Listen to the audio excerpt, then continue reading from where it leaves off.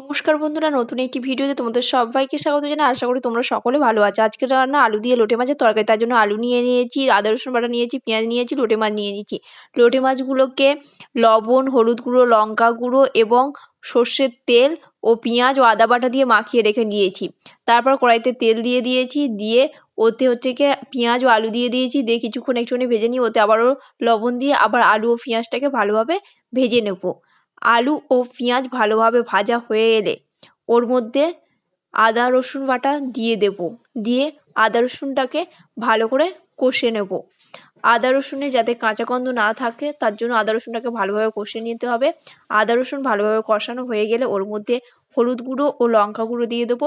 হলুদ গুঁড়ো ও লঙ্কা গুঁড়োটাকে ভালোভাবে কষে নেব ও হলুদ ও লঙ্কা গুঁড়ো ভালোভাবে কষে নেওয়া হয়ে গেলে ওর মধ্যে ম্যারিনেট করা মাছটাকে দিয়ে দেবো, দিয়ে ওটাকেও ভালো করে কষে নেবো, কারণ ওতে আদা বাটা দেওয়া হয়েছিল। যারা নতুন রাঁধুনি তারা গিয়ে হালকাভাবে আলতোভাবে নাড়বে, কারণ মাছ ভেঙে যেতে পারে। লোটে মাছ খুবই নরম প্রকৃতির। তারপরে ভালোভাবে কষে নেওয়ার পর আমি পরিমাণ মতন জল দিয়ে দেবো।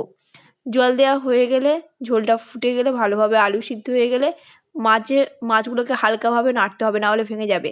তারপরে মাছের তরকারি হয়ে এলে ওর মধ্যে গরম মশলা গুঁড়ো দিয়ে সামান্য কিছুক্ষণ ফুটিয়ে নিলে তৈরি হয়ে যাবে আলু দিয়ে লোটে মাছের তরকারি। এখানে আমি আমার ভিডিওটা শেষ করছি। কেমন হয়েছে ভিডিও তোমরা সবাই কমেন্ট করে জানাবে। আর আমার ভিডিওগুলো যদি তোমাদের ভালো লাগে তাহলে লাইক, কমেন্ট, সাবস্ক্রাইব এবং শেয়ার করবে।